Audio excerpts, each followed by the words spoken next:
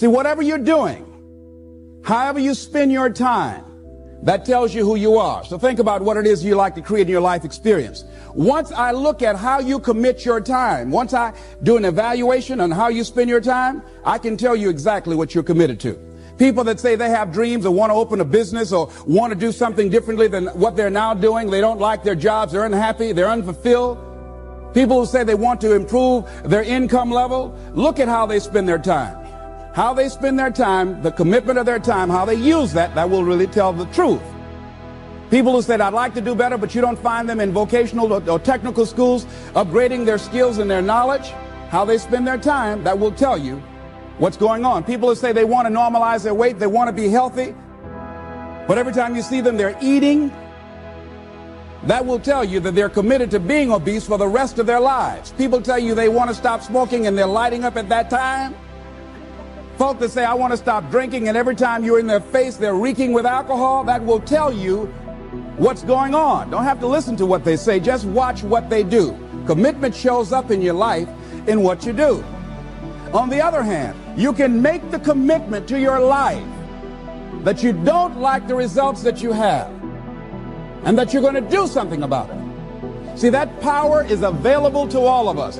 People who look at life and decide, I want something different for myself. Carol Hatfield. Carol lives in Detroit, single mother, decided that she wanted to go into her own business, did not have enough money to do it. She wanted to have a health food store. She sold her car and used the money to start in a little storefront, a little hole in the wall. She rode to work on a bicycle. And then when she got enough money, she bought a motor scooter and did that for a long time. She's now a very successful person. She now has 3 health food stores. She said it was hard, it's a struggle, Les. She said, but I did it. She said, I made the commitment to do it, and I did it. Why is it that people are frightened by commitment? Because when you say the word commitment, that intimidates a lot of people. Why? Because it means you have to deliver. See, most people, you ask them, hey, look here, I'd like for you to do this. And they'll say, I'll try. I'll try means that is my escape clause. When I don't come through, it's really a polite no. I don't have the courage to tell you no, so I'll tell you I'll try. Hey, look here, I need you to come to this meeting. I'll try. I say, what do you mean? You're going to lean toward the meeting? Try and sit down. You either do or you don't. Try and take this pencil out of my hand. You either do or you don't. There's no such thing as try. So most people like to use that language. They don't want to commit themselves because commitment means, among many things, no excuse is acceptable. That's what it means. No excuse. That if you decided that you're going to do this, if it becomes hard, then do it hard. If it's difficult, so what? If it's inconvenient, so what? See, a lot of people made a commitment to come here tonight, but they looked outside and said, it's raining. The temperature dropped. It's cold outside. And they decide to give up on their commitment. And that's how people do about their dreams. They don't honor their commitment to themselves. Let me tell you what happens when you don't keep your commitment. Number one, it begins to deplete your self-esteem and it erodes your self-image. It weakens your faith in yourself. You don't feel good when you don't keep your commitments.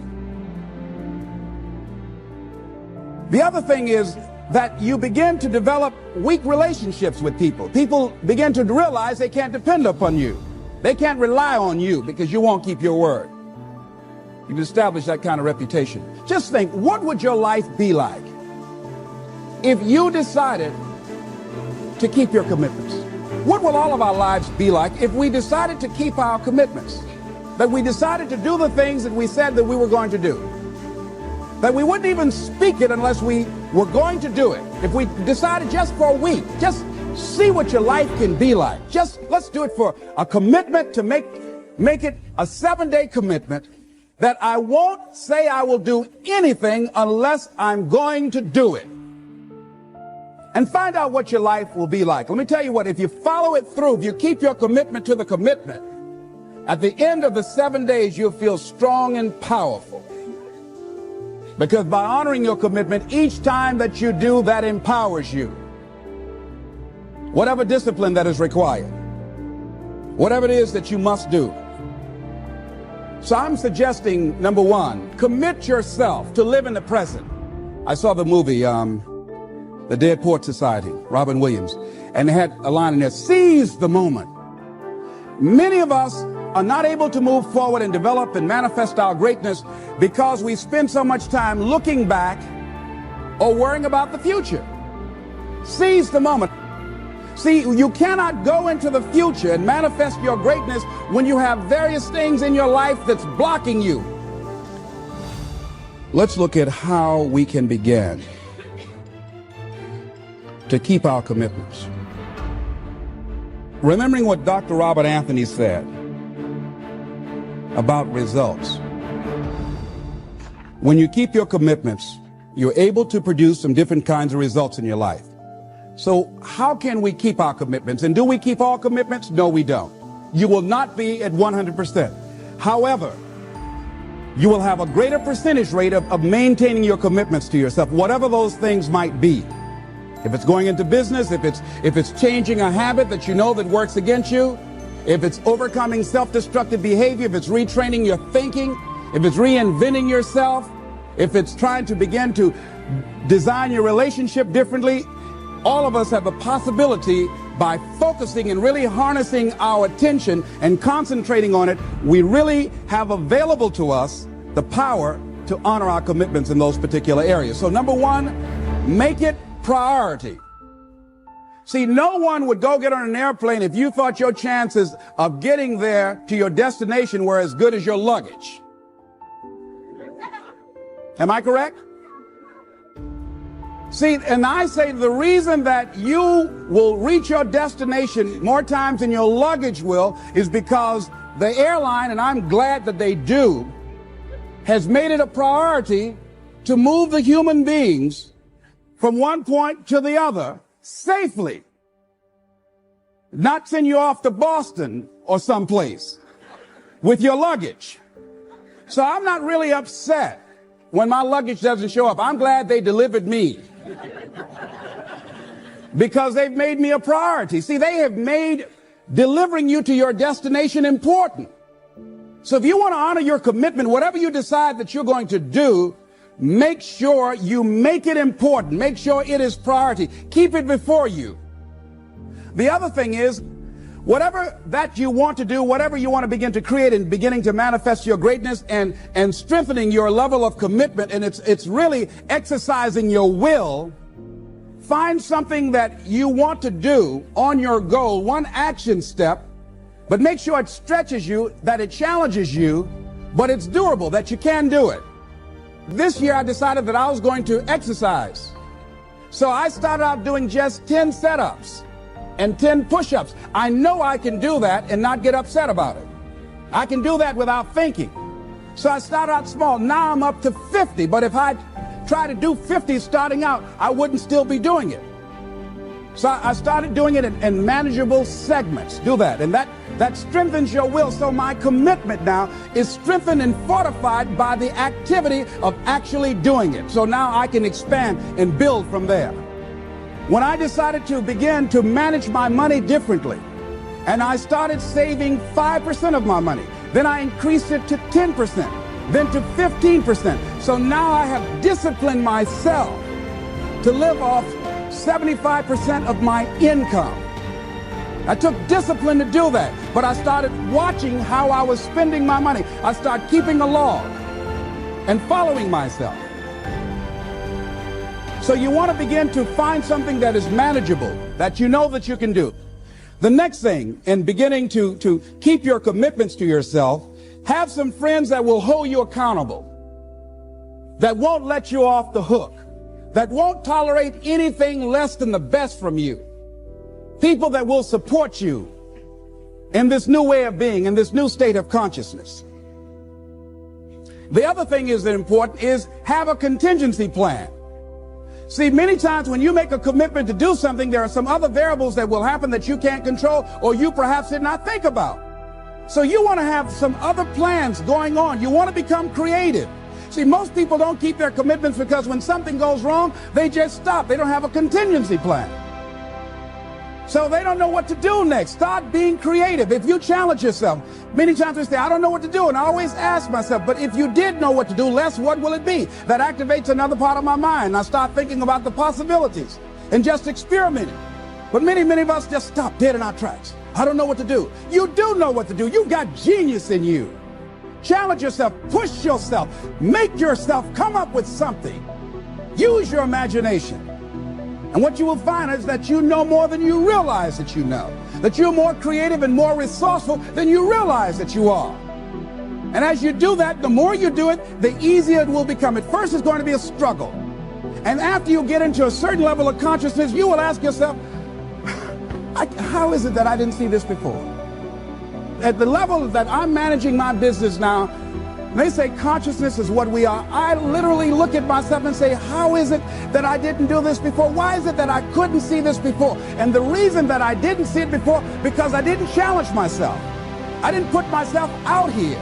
See, the reason that most of us go through life never discovering our true greatness, literally walking, breathing corpses, the uncommitted life isn't worth living. Why? Because it doesn't produce anything. See, you only make things happen. Your life only counts. You only make a difference when you are committed. When you make a commitment with your life. That's the people that make a commitment with their lives. The people that make a commitment to their customers. The people that make a commitment to their families, to their relationships, are the people that make the greatest impact in life. What is commitment? Commitment is the salesman who says, look here, I'm going to make $1,000 today and I'm not going home. You can turn the lights out. The janitors could be here running the vacuum cleaner. I'm not leaving here till I do it.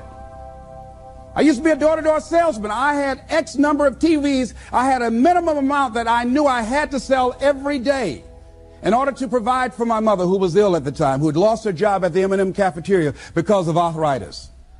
And I said, I'm going to go door to door, and sometimes I would not come home until 1 o'clock at night, knocking on people's door, people closing. What do you want? Would you like to buy a nice working month's television set, no money down? No. What about an Emerson TV? No.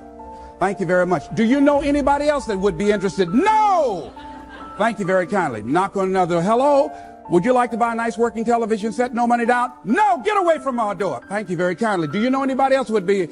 Yeah, my cousin, he lives 2 doors down. Thank you very kindly. I tell him you sent me. When I heard your cousin told me that you wanted to buy a television set, told me to come here and talk to you, we got a special discount for you. Yes, come in, I'm interested. I would just keep right on. I would not go home until I did it. It's an interesting thing, ladies and gentlemen, that when we put ourselves in a situation where we say we're going to do it, it puts you in another zone where the universe responds to you. When you have that kind of consciousness, see, the universe responds to the man or woman that refuses to be denied, because that is your commitment. That business that you want, that book you want to write, that dream that you have of controlling your destiny, that is yours. That power to create that and to manifest that is yours. That's available to you. But you've got to be willing to stand there and face disappointment, not have support, be lonely, doubt yourself sometimes, be rejected again and again and again, become bankrupt if necessary, again and again and again, and refuse to turn around until life gives it up. Nothing can resist a person that has that kind of commitment. The people that have made a difference on the planet. When a John F. Kennedy said, we will go to the moon in the next decade, he spoke it. That was a commitment, and people shared that vision. People bought into that. We've had all kind of examples in history where people have made declarations, who have committed their lives to bring about a difference. There are people who are taking a stand today against hunger. I guarantee you it will be a part of our past at some point in time. Someone took a stand against polio. It no longer plagues us as it once did, because someone said, it is my commitment to eradicate it from the face of the earth. Someone made the commitment. The reason that we're here and enjoying a democracy that we have, someone made a commitment that whatever is required, if it means that I die. I remember Paul Robeson, here I stand, for I can do no other. And that's how you must be. Commitment means standing up for your life. It means honoring yourself. It means beginning to say and to see and recognize your alignment and oneness with the universe, and that you are a channel for life to express through. And we short-circuit it with anger. We short-circuit it with fear. We short-circuit it with envy. We short-circuit it by being lazy or apathetic or giving up easily. Why? We say, oh, it's too hard, it's too hard. We don't challenge our spirit. Ladies and gentlemen, there's nothing as powerful as the human spirit. You can't destroy it. You can pervert it, but you can't destroy it. I was reading Man's Search for Meaning by Viktor Frankl. What a powerful book. I'm reading it now for the 7th time. And he gives so many graphic examples of the power of the human spirit. And so what are some of the things that can fortify us and give us the kind of inner strength that will allow us to forward ourselves into the future by manifesting our commitments? Number one, commitment means in some cases going back to school, getting some training, sitting up in classes with people younger than you, putting yourself in a position where you don't know and that is awkward and uncomfortable, but because of your commitment to develop yourself or to go back to school to get a high school diploma or to get a college degree, that it doesn't matter, feeling dumb and saying, what am I doing here, sitting up in some boring class? Commitment could mean a lot of things. It could mean that you begin to go back. You got to back up sometimes. It means to back up and not give up, to regroup, back up and regroup and come back again. Because life has waylaid you, because you got knocked down. I know when I was working on my dream, there were times I lost my house at one point. I lost my car. I was broke. My credit was bad. I was sleeping at different friends' houses on their couch or on the floor. There were times, months, that I slept on the floor of my office and got up early and dressed before my staff got there to give them the impression that I got there early before they did. And we all pretend not to know what we knew, that the boss was staying in the office. So we never talked about it. But I refuse to give up on my dream. And what happens, they say, you know, in the prosperous years, you put it in your pocket. In the lean years, you put it in your heart. It makes me appreciate it even more. Even more. I wouldn't trade it. I wouldn't trade it for anything. The disappointment, the pain that I've gone through by keeping the commitment. Keeping the commitments that you have might mean taking a stand that's unpopular. Something was said one time. When you take a position, it says cowardice asks the question, is it safe? Politics asks the question, is it popular? But conscience or commitment asks the question, is it right? And see, most people rather operate from the first two. Is it safe for me to take this position? I remember when I was a state legislator, I saw guys and women who believed in legislation very strongly, but because the Speaker of the House said, we won't go with that, they backed down. And they felt bad about it. They wouldn't take the position because they didn't want the Speaker of the House to be angry at them. They wanted to be all right with all of the rest of our colleagues. See, it takes a great deal of strong courage and commitment on your part to step out a line. Henry David Thoreau says, if a man doesn't keep pace with his companions, perhaps he's listening to the beat of a different drummer. Let him dance to the music that he hears, however measured or far apart. When you are committed, you're dancing to the beat of a different drummer. Don't expect people to understand you. Don't expect it to make sense to anybody why you've got to do this. Why you have got to go. Why you leave. This is a good job. I'm going. They pay you well. I'm going. You just a few years from retirement. I'm going. Why? I don't understand. You don't have to. I'm going for me. Because I've made a different kind of commitment with my life. This is something I have got to do. Commitment. It means taking a stand. Taking a stand for you. It means delivering. It means coming through. What if you don't keep your commitment, Les? What if you give it everything you have and you come up short? Or if you don't give it everything you have, what if you get weak along the way and you throw in the towel on yourself? You surrender to your emotions. What then? A lot of people become discouraged. They become frustrated and they say, oh, what the heck? And they go back to doing what they were doing before, saying it doesn't work. Here's what I suggest. Number one, that does happen. So take total responsibility for it. Just own it. Don't make any excuses on why you gave in or why you didn't come through. Just own it. And face the flak, whatever it is. Stand up inside yourself. Next thing is, assess the situation. How did you get here?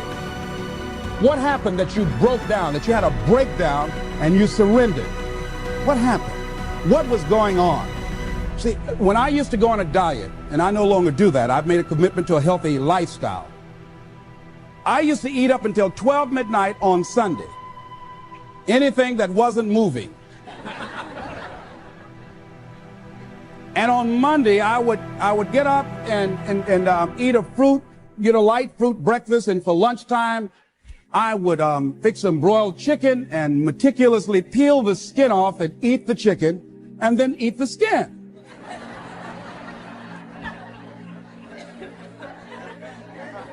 Do 5 setups, look in the mirror, and become discouraged because my stomach doesn't look like a washboard or one of the Avon Haley dances. And I say, what the use? And then I go to the refrigerator and eat food cold standing right there in the refrigerator. So when I evaluated where I broke down, I realized I can't have junk food in the house. So I had to remove that.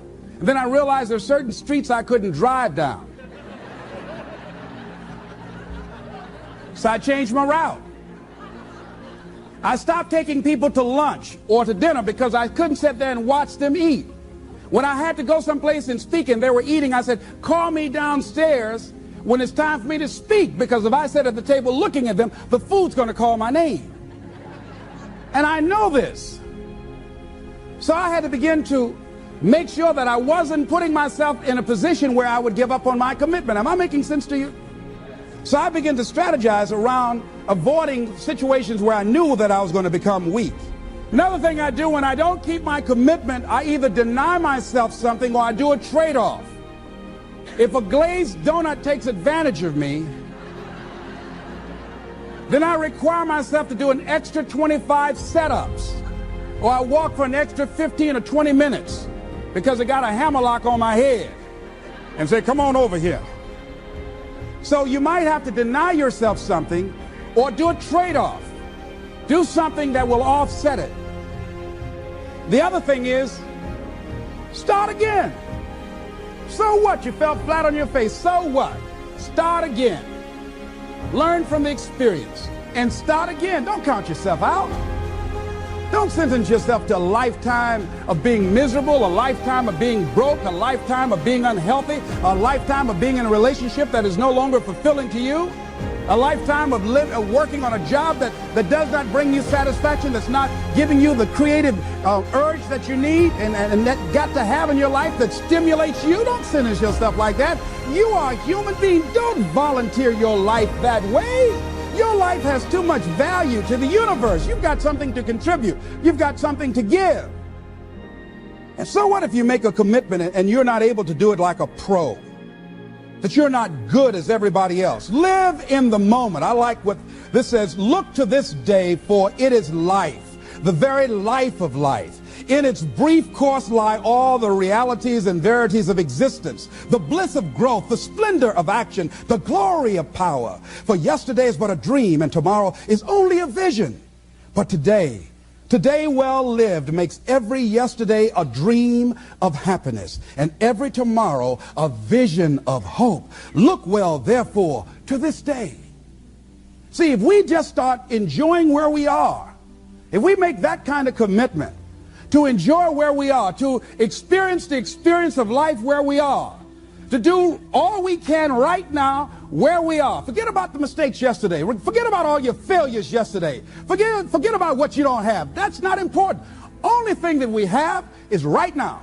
Right now, right now. And I say that life is calling on you to call forth on that. The optimists, which I think one of the most positive groups in the world, they have something called the Optimist Creed, and I like, it says promise yourself. I changed it to commit yourself, because I think that commitment has more power than promise. It says commit yourself to be so strong that nothing can disturb your peace of mind, to talk health, happiness, and prosperity to every person you meet, to make all your friends feel that there is something in them, to look at the sunny side of everything and make your optimism come true, to think only of the best, to work only for the best, and expect only the best, to be just as enthusiastic about the success of others as you are about your own, to forget the mistakes of the past and press on to the greater achievements of the future, to wear cheerful countenance at all times and give every living creature you meet a smile, to give so much time to the improvement of yourself that you have no time to criticize others, to be too large for worry, too noble for anger, too strong for fear, and too happy to permit the presence of trouble. Commit yourself to these things. Isn't that powerful? What a commitment to make with your life. Commit yourself to stretch, to get outside of your comfort zone and not be concerned about what people think about you, because they're thinking it anyhow.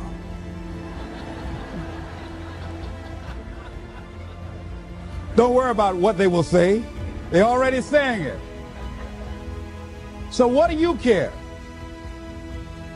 Decide that your life has so much meaning to the planet.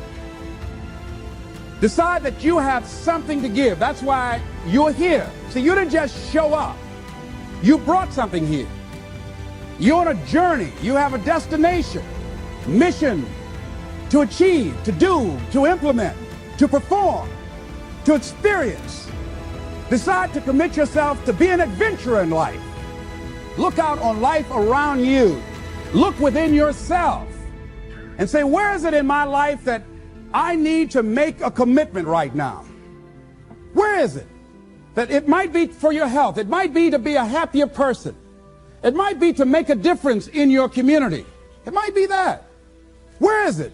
I say that commitment shows up, and the man or woman who has some idea, some dream that they've been nurturing within themselves, and no one believed it, no one saw it for them, that they weren't masters at it, they weren't experts at it, no one would build a statue and ever call their name and recognize them. They never made it to the front page of the newspaper, but they had something that was theirs, something that was their baby, something that they loved and they believed in, and they just did what they could with what God gave them with their dream. Commitment shows up, and people that are willing to give themselves a chance, who look at their lives, look within themselves and say, I know that this just cannot be it for my life. I know that there's something I'm supposed to do. I don't know right now. Or maybe you do know. Maybe you do know, and you've talked yourself out of it. And I understand that. Because I'm late. No. Everything happens as it should. I got the courage to step out, to become committed. I was seriously not serious before, and I decided, it took me some time to build up the courage to become committed, because it frightened me. So I understand wrestling with it. I wish I could tell you I've been doing this for 20 years. I haven't. I'm just glad that I decided to become committed before I left here. And wherever you are, decide that you're going to commit your life now, and let it show up in your contribution. Let it show up in what you have to share. And whatever commitment that you make, honor your commitment as yourself. Honor your word as yourself. Whatever you put out there, do it with what you've got. I want to thank you very much for your consciousness. This is Mrs. Mamie Brown's baby boy, Leslie Calvin Brown, saying it's been a plumb pleasing pleasure as well as a privilege. Thank you all here.